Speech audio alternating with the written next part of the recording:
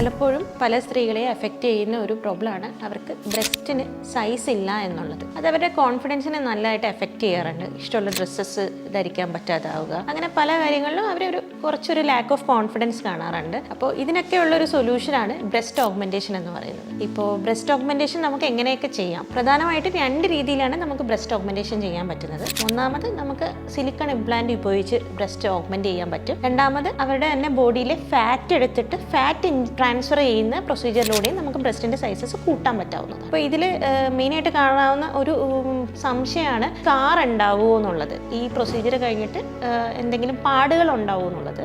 ഇപ്പോൾ നമ്മൾ ഈ ബ്രസ്റ്റ് ഓഗ്മെൻറ്റേഷൻ സർജറി ഒരു കീ ഹോൾ പ്രൊസീജിയറിലൂടെയാണ് ചെയ്യുന്നത്.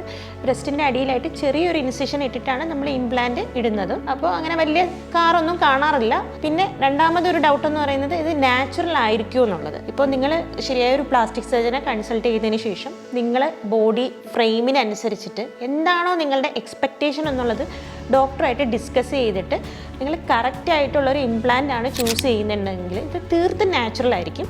കാണാനും അല്ലെങ്കിൽ ഫീൽ ചെയ്യാനും വളരെ നാച്ചുറൽ ആയ ഒരു പ്രൊസീജിയറാണ് ബ്രസ്റ്റ് ഓഗ്മെൻറ്റേഷൻ.